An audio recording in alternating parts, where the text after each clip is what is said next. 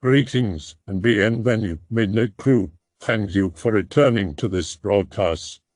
And welcome to new viewers joining us for the first time. If you like a video, then feel free to subscribe. I was 10 when my great grand uncle died. The situation was a little fucked up. He moved in with his brother's widow and they had a kind of Boston marriage in their old age. Nanny was my great-grandmother and she was a very kind woman, but my family claims she was pretty loose back in the day. So, who knows when they actually started this thing up. Anyway, we'd drive out to the cemetery where my sister is buried and then we'd visit Nanny who lived across the street from it. Jojo was always in his easy chair, with his oxygen tank, wheezing and smoking cigarettes occasionally. I would sit and talk with him about World War II, and I learned later I was the only one in the family he talked to about the war. He won the Silver Star in World War II at the Battle of Aachen for routing a German platoon single-handedly. He didn't tell me this story at first. He told me about how when they crossed rivers his boots, too big for a man 5'2", would fill up with ice water and he'd spend days dealing with the water damage on his toes. He told me about the time a German potato masher got tossed at him from a German ambush in western France and he only had time to turn his head and caught the shrapnel in the back of his neck. The medics sewed some of the smaller pieces in and you could still see them, decades later, against the back of his skin. He could massage his neck to bring them closer to the surface, but he said it was agony. He did it for me once. He really liked me. Never go to war. They'll kill your friends. That's what he told me at 9. He made me promise, even. And I did because I didn't want to hear the end of the stories. He would tell me about the time he and his friends found a German prisoner with half his torso blown open still breathing and how he had to shoot the man to spare him, and how when tanks were hit by bazookas they sounded like someone banging a hammer against a piece of metal and then the magazine would blow up and it would deafen your ears. He told me about the German women who would come out of their houses and feed him brandy and biscuits because they were worried his unit would rob their house. Little children crying in the streets outside of demolished churches. The zip of Mustangs doing close support fire. Anyway, Jojo was an FO, a forward observer for his unit. They were generally pretty close to the front because their job involved spotting artillery or air strikes and directing the fire by radio. He said he was a little guy and his radio operator had to be a bigger man because he couldn't carry the radio. He carried a little M1 carbine, and being up front he had a lot of occasion to use it. He was in the Timberwolves. They were part of the strike through western France and into central Germany through the Ruhr, basically Germany's Rust Belt, industrial cities. He told me the story about how he won his Silver Star about 6 months before he died and I didn't ask him for any more stories after that. He was assigned to a company clearing out the eastern suburbs of Aachen preparatory to the main advance. Armor had been held up by German infantry and tank hunter detachments. These men were hard-bitten killers, Waffen SS troops determined to throw the Americans back from their homeland. Jojo hated them and there were stories of SS troops massacring American POWs and doing grotesque things with their bodies. So, the 104th hated the SS and loved killing them. They were clearing out a street and had most of the block squared away when scouts up front reported an incoming German counterattack. It was dusk and the Germans could only move their armor at night when the American air strikes were less accurate. They could hear the clanking of the assault guns, but that was all. The Germans wrapped tape or cloth around all their metal implements, so they made no noise in combat. And they wore camouflage, a mottled green and brown, that made them harder to see at night. Jojo was on the second floor of a German public house with his radio operator and had been calling an 81mm mortar fire on a German machine gun position up the block when he heard the company falling back to set up defensive positions. A runner came up the stairs and told him to report to the captain so they could figure out where to sight the artillery. The captain told him they expected the German attack straight up the block. There were some alleys that could provide cover for infantry, but they couldn't fit tanks through them. Jojo was looking at his instruments and his map and calling over to his RO so they could start dropping spotting rounds, smoke shells, to guide the artillery fire. There was a loud bang and a German assault gun pushed over a part of the barricade they had set up with a 75mm shell.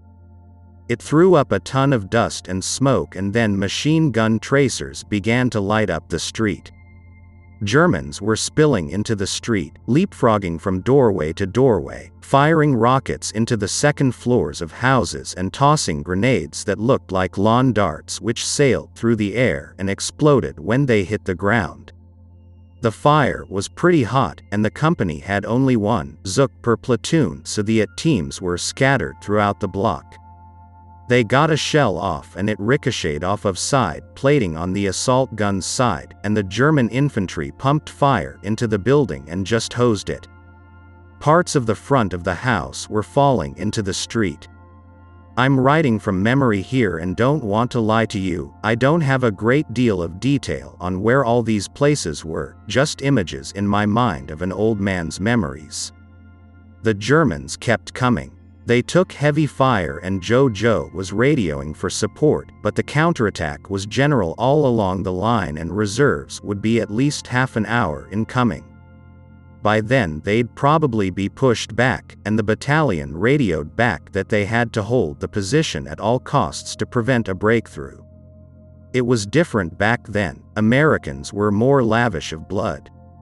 Jojo was a 22-year-old boxer from South Philly, and there were millions of young men like him happy to fight. It was clear they'd have to throw back the enemy. The spotting shells were all over the place, most kept missing the mark, falling through the roofs of houses and throwing up big columns of white smoke through the holes like chimneys. He said half a platoon was killed when the assault gun literally collapsed a house on them by shooting out the front foundations. The whole thing just fell on them and rubble and dust blew out from the demolished front, and the only thing he could see was wild tracer fire and Germans darting in and out of the smoke like ghosts, fixed determined faces and their little camo caps down on their heads. Their forward MG was emplaced behind a bunch of broken down doors and rubble, and the Germans shot it up from the sides coming through the alleys. It was getting bloody, and Jojo was now starting to return fire from the doorway he was huddling in with his little M1. It fired short .30 rounds and he tagged a German who fell to the ground and then got up and kept running. He was terrified. His RO caught a stray round and fell and was dying in the street. Jojo grabbed the crank radio and started to call in the fire. He gave them the coordinates and said, "Fire mission. Emergency." They radioed back confirmation. He then said, "Fire for effect. Fire for effect. Fire for effect," yelling to be heard over the gunfire. Then the radio squawked and someone came on and said, "Belay fire mission." Jojo tried to respond. He figured somehow the Germans were on their communications maybe, and his radio wouldn't work. This is the part of the story you won't believe, but he told me it and he died 6 months later and none of it felt like a lie. He said he saw this strange green light start to illuminate the smoke boiling from the rubble and the street. Then the Germans were returning fire in their rear and Jojo ran out to start firing at them as they turned around. He passed the captain who was gut-shot and crying and kept pushing forward, changing mags. He was having trouble finding anyone left in his unit except the half a squad he left behind in the house he was hiding by. But Americans were up ahead, and he figured, somehow, they had fired flares and come up in the rear of the German attack and was wrecking them. The assault gun exploded somewhere up in front of him, the magazine popping off shells, and the explosion shook the houses and broke windows, and Jojo kept running from cover to cover even though the fire wasn't going in his direction. He could hear Germans screaming in agony and fear, and eventually he got close enough to stop firing, afraid he'd hit his own guys. The firing was slackening and eventually he could only hear the fire in the other sectors. The counterattack was wrecked. He was painfully relieved and started hollering out his unit so that the Americans didn't shoot him. The smoke was dissipated. The green light faded and was gone. He walked forward and found a lot of dead Germans but no Americans. No Americans at all, but Barr and Thompson mags and grenade pins and lots of spent shell casings. Lots of dead and wounded Germans screaming and crying and pointing behind them up the street, gibbering and covering their eyes. Jojo had seen a lot of this on his own side even and didn't pay it any mind. He kept hollering until he heard someone shouting from one of the buildings up the street. It was coming from the front room of an old house that looked like it belonged to a pensioner. He went into the front door and he could hear the shouting upstairs. He walked up the stairs, his rifle at the ready.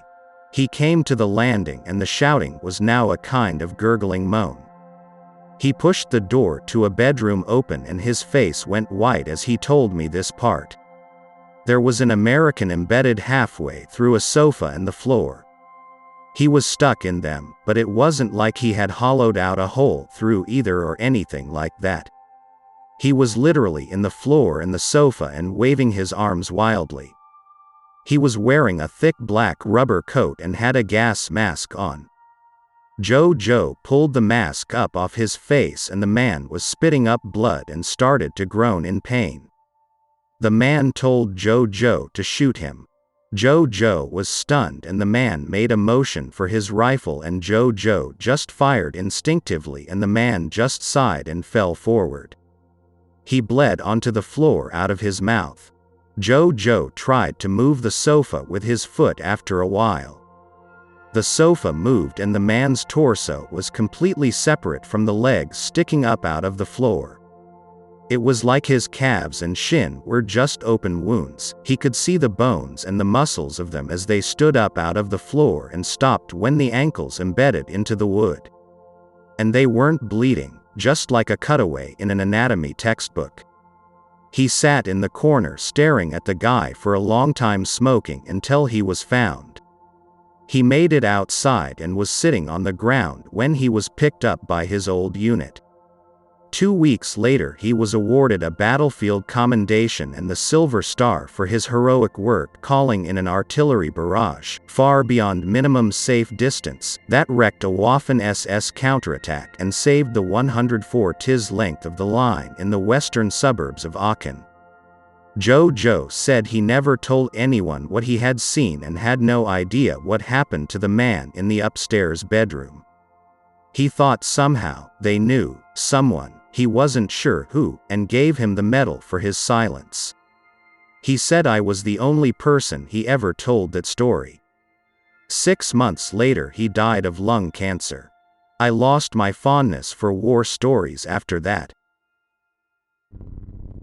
I hope that you enjoyed tonight's broadcast.